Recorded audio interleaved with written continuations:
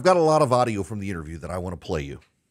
And I want to start out with what is J.D. Vance put out as the epitome of Kamala Harris's answer to everything last night. A lot of conservatives are dragging Dana Bash of CNN, not Dana Lash, the radio show host, Dana Bash of CNN. I know both of them. They're both friends. And Dana Bash actually offered a master class in how you allow someone to expose themselves as a fool. You need to understand that the interview, it was only about 20 minutes of answers from Kamala Harris. And in that time, we learned that she is a vapid dimwit, as I have been telling you she was. There are a lot of people attacking Dana Bash for not asking substantive follow-ups to a lot of the things that Kamala Harris said. I don't think she needed to. The answers were bad enough. And the probative depth of a follow-up would have deprived us of the breadth of Kamala Harris's stupidity. It was actually, I thought, a good thing. Listen, there's no way to win this. If you're a reporter intending to ask substantive questions, notice, by the way, today, all the chatter about an edited interview are gone because Kamala Harris exposed herself. All of you who are paranoid about them editing it to make her look favorable, I told you couldn't put lipstick on a pig and call it beautiful. Kamala Harris did not come across well last night. But I don't want to start there, except this is the quality of the answer Kamala Harris gave. Recent polls have shown a fifth of Americans can't locate the U.S. on a world map. Why do you think this is? I personally believe that U.S. Americans are unable to do so because some people out there in our nation don't have maps, and I believe that our education, such as in South Africa and the Iraq, everywhere such as, and I believe that they should, our education over here in the U.S. should help the U.S. or should help South Africa and should help the Iraq and the Asian countries. That was Miss South Carolina in the Miss America contest some years ago. The U.S. Americans don't have maps such as South Africa. That was the level of substance we got from Kamala Harris. There was no use asking her an in-depth follow-up question when that was the level of substance she was getting.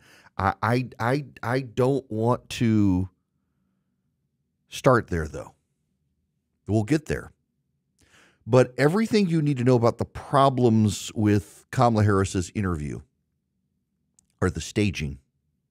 Did you see it at all? Now, I didn't watch it live. I was actually on the road last night. I had a dinner last night, was on the road, came back into town, and had to go back and watch it. And I was stunned, and then I saw all the commentary afterwards. I was driving. I promise I wasn't looking at Twitter while I was driving. So I came home, watched the interview, and then saw all the social media commentary, how poorly staged it was. They were, I think, in Savannah, Georgia. I don't know where they were. They looked like they were at a waiting room at a train station or something. Some like a cafeteria diner at a train station. It was poorly lit. It was poorly staged. They were poorly positioned. The furniture was so dark it absorbed too much of the light to deprive them of some reflective glow of the TV lighting. It was not a good optic for Kamala Harris. And by the way, just so you know, the campaign could have provided facilities and all of that for CNN. This is not CNN's fault. Y'all, I worked at CNN. I worked at Fox News. I've done campaign interviews. Let me tell you about my very first campaign big thing was Rick Perry in 2011 came to my conference to announce he was running for president of the United States. They took over the staging. They used coat hangers. By the way, I never knew how this was done. You know how when you see the flags behind candidates on a stage and they're just perfectly spread out with this triangle and they've got a perfect width, they use coat hangers. And they stick a coat hanger inside the flag to make sure the flags are spread out perfectly. It's what they do. They staged everything. They wanted to make sure the lighting was right. They had camera positions the way they wanted cameras. They had microphones the way they wanted microphones. They did all that. Now, they can't do as much of that with a network, but they can still do a lot of that with a network. They can offer a room. They can offer good staging. They could offer good optics. There were plenty of places in Savannah, Georgia, they could have done an interview like this, including outside on a rooftop overlooking the Savannah River. They could have done that. They could have done it at the Westin that is on the Hutchinson Island there, looking out through a window so you see the river in the background. There were plenty of places they could have offered to do it, a venue that they could have done it in to make the staging perfect for CNN, and they dropped the ball on that. Her advance team dropped the ball on that. That's not good. It's like when J.D. Vance went to Valdosta, Georgia, and the poor woman at the bakery where he ordered the donuts was so upset and didn't want to be on camera and wasn't engaged. The advance team is supposed to weed that stuff out, and it's a failure of the advance team to not weed that stuff out. Then there was, of course, the oddity of her and Tim Walz together, and neither of them had a good moment. It was not a good look. In fact, one of the answers that I think everybody needs to focus on is Tim Walz being asked about his military record. Governor Walz, the country is just starting to get to know you. I want to ask you a question about how you've described your service in the National Guard. You said that you carried weapons in war, but you have never deployed actually in a war zone. A campaign official said that you misspoke. Did you? Well, first of all, I'm incredibly proud. I've done 24 years of wearing the uniform of this country. Equally proud of my service in a public school classroom, whether it's Congress or the governor. My record speaks for itself, but I think people are coming to get to know me. I speak like they do. I speak candidly. I wear my emotions on my sleeves, and I speak especially passionately about our children being shot in schools and around guns. So I think people know me. They know who I am. They know where my heart is. And again, my record has been out there for over 40 years to speak for itself. And the idea that you said that you were in war, yeah. Did you misspeak as the campaign has said? Yeah, I said we were talking about, in this case, this was after a school shooting, the ideas of carrying these weapons of war. And my wife, the English teacher, told me my grammar is not always correct. But again, if it's not this, it's an attack on my children for showing love for me, or it's an attack on my dog. I'm not going to do that. And the one thing I'll never do is I'll never... Wait. Grammar? I carried these weapons, the weapons of war in combat, a prepositional phrase, apparently. Joe Biden is at war with the English language. Kamala Harris is at war with the English language, and now Tim Walz is as well. This man was a public school teacher. Well, that explains everything, doesn't it? A public school teacher at war with the English language. His grammar. It wasn't his grammar. It was his truth. Truth is not grammar. Grammar is a part of truth. His wife says it's his grammar. Listen, Dana Bash did not need to go back and say, wait a second, grammar, can you diagram the sentence for me and show me where the lie is? She didn't have to do that. He did it himself, and it's for us to point out the fact that he lied, and he says, actually, my grammar was bad. This public school teacher, his grammar was bad. Where is the prepositional phrase that was bad? And Tim Walz, please explain to us in the sentence diagram why that prepositional phrase was bad. Well, it was bad because it was a lie. That's for you and me to note. Dana Bash didn't have to do that. That's his excuse, though. That's his excuse. And then, of course, there is Kamala Harris. Kamala Harris, and I got plenty of audio to wade through with you. But Kamala Harris is asked about her day one priorities. Never mind, she's been there 3.5 years. Her day one priorities. It's important that you listen to this answer.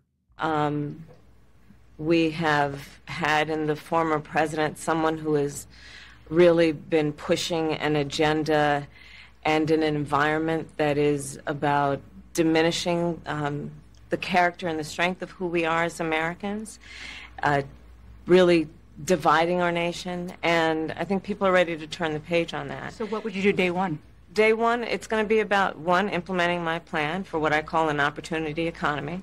I've already laid out a number of proposals in that regard, which include what we're going to do to bring down the cost of everyday goods, what we're going to do to invest in America's small businesses, what we're going to do to invest in families, for example, extending the child tax credit to $6,000 for families for the first year of their child's life to help them buy a car seat, to help them buy baby clothes, a crib. There's the work that we're going to do that is about investing in the American family around affordable housing, a big issue in our country right now. So there are a number of things on day one. What about you? Well, I'm excited about this agenda, too. As I said, the idea of inspiring America to what can be. And I think many of these things that the Vice President's proposing are things that we share in values in the child tax. So on day one is to inspire. That was a terrible answer. I need to give you some history here. In 1980, Teddy Kennedy, the younger brother of John and Robert, decided to challenge Jimmy Carter in the Democratic primary for President of the United States. And though he lost, he exposed Carter's weaknesses and helped cause Carter to lose. But Ted Kennedy lost the election when a reporter asked him what became a fatal question, and one for which every candidate has subsequently had to have an answer for. And that is, why are you running for president? Believe it or not, Ted Kennedy couldn't answer the question. It's like no one asked him that, why are you running, Ted? He had no way to know, and that sunk his candidacy. He was giving Carter a run for his money, raising money, tapping into real angst within the Democratic Party, and he lost. He lost because he couldn't answer the question. Why are you running for president of the United States? Kamala Harris was just asked what she wanted to do on day one, and she talks about an opportunity economy. Do people not have opportunity right now? She's been there for 3.5 years. She had no substantive answer. And when Tim Walz is asked to chime in, he's like, the feels. I support her in the feels. That's a horrible, horrible answer. There was so much in this interview for Donald Trump to capitalize on. I've got plenty of audio to go through. If you missed it, there's plenty of things that she said that were just baffling. There was no need for deep follow-ups from Dana Bash. She needed to have a broad conversation in a limited amount of time. Kamala Harris spoke for maybe 20 minutes. And in those 20 minutes, we saw that this is a woman incapable of a deep thought. She has platitudes. And she can't even tell you what she really wants to do when she becomes president. She's too scared to tell you the truth. The truth eludes Tim Walz. And Dana Bash did, just by asking simple questions, exposed the shallowness and vanity of a Democratic campaign that really isn't ready for prime time and gave Trump so much to capitalize on.